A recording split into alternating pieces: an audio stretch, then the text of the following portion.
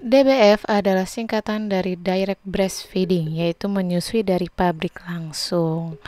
Buka warung dan anak pun langsung nyosor. Sufor adalah singkatan dari susu formula, yaitu memberikan anak susu bubuk yang sudah kita seduh dengan air dan memberikannya dalam botol. Di sini aku sharing kelebihan dan kekurangan DBF versus Sufor dari segi cara memberikannya pada anak, bukan dari segi kandungan gizi. Karena aku bukan ahli gizi, bahkan bukan dokter spesialis anak, jadi bukan ranah aku untuk membandingkan dari segi gizi.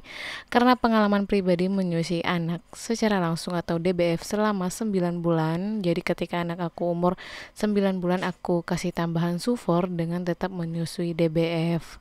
Aku nambah Sufor atas arahan dokter spesialis anak karena memang pas umur 9 bulan ada indikasi perkembangan di anak aku. Nah, enaknya DBF adalah kita nggak perlu nyiapin alat dan bahan apapun untuk memberikan susu pada anak karena susu itu udah ada di dalam badan kita. Jadi tinggal buka warung, anak pun langsung nyamperin. Beda sama Sufor yang mana kita harus siapin botol susu dan air hangat dan juga alat steril botol jika diperlukan. Dari segi budget maupun DBF atau Sufor sama-sama punya budget khusus loh ya. Jangan dikira DBF nggak ngeluarin budget apa-apa. Kalau si ibu asinya lancar jaya tanpa booster ya alhamdulillah banget. Tapi kebanyakan asi lancar itu ada boosternya.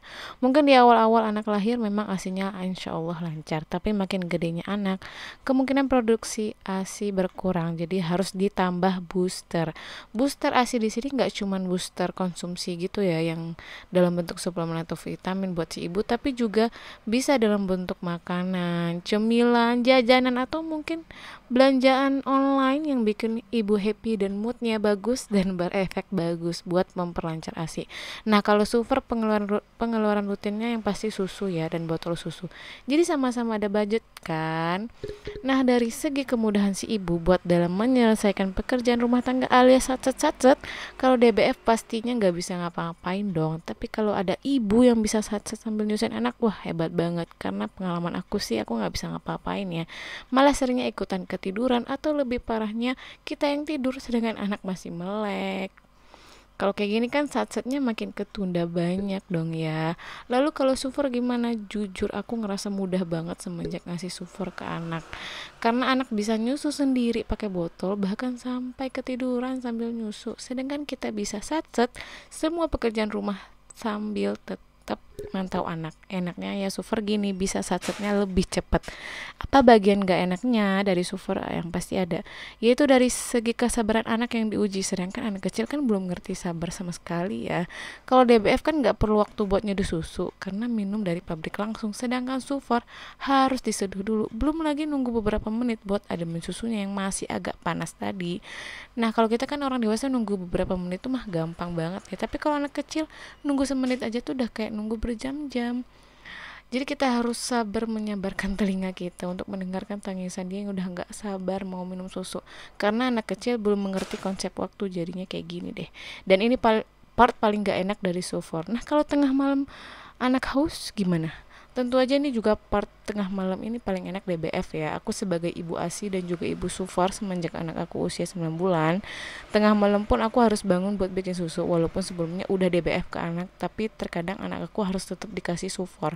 Jadi mata lagi perih-perihnya ngantuk tapi harus bikin susu anak. Jadi ini part paling gak enak dari Sufor. Terus kenapa nggak dibikin dari jauh-jauh waktu? Kenapa harus nunggu anak kebelet nyusu dulu? Karena Sufor memang harus habis dalam 2 jam. Jadi kalau misalnya Sufor udah dibikin 2 jam gak habis, jadi nggak layak minum lagi buat anak. Jadi sekarang dari segi anak sakit gimana? Pengalaman aku kalau anak lagi sakit itu dia pasti banyak tidur dan banyak nyusunya. Nah, kalau buat anak ASI kalau lagi sakit pasti maunya nyusu terus. Kalau DBF ya si ibu harus siap standby buka warung terus. Nah, sedangkan kalau Sufor harus rajin kita bikinin susu. Nah, tapi gimana misalnya kalau anak lagi diare? Dari pengalaman aku ngalamin anak diare, kalau ASI tetap dikasih ASI dong ya. Tapi kalau Sufor harus diganti Sufor yang soya. Jadi suffer yang diganti soya ini juga atas arahan dokter spesialis anak. Karena kalau anak diare biasanya ususnya itu lagi nggak bisa mencerna protein dari susu sapi, makanya lebih sering mencret kalau tetap dikasih suffer yang biasa. Dan sekedar informasi, buat yang nggak tahu, rasa susu biasa dan soya itu beda banget. Bakal jadi tantangan juga kalau ternyata si anak nggak suka rasa susu soya. Nah, ada lagi nih nggak enaknya dari suffer. Sebelum anak rutin minum suffer, pasti kita coba-coba dulu mana yang cocok, karena syukur aja kalau percobaan pertama langsung cocok, karena kan anak kebutuhan dan kondisi badannya beda-beda dong ya. Ada yang cocok ke susu mahal, ada yang lebih cocok sama susu yang lebih hemat. Semuanya tergantung anak, dia maunya susu yang mana. Sedangkan kalau ASI mah nggak usah ditanya, anak tuh pasti suka-suka aja. Nah, kalau DBF nggak enaknya ada juga sih. Kalau anak kebelet nyusu tapi kitanya lagi nggak sama anak, misalnya lagi ada urusan urgent di luar rumah dan nggak bisa sambil bawa anak, ibu DBF pasti harus pumping dan mastiin stok ASIP atau ASI perah cukup buat si kecil selama kita tinggalin. Sedangkan Sufor nggak harus pumping sana sini, tinggal seduh dan stok ASI siap.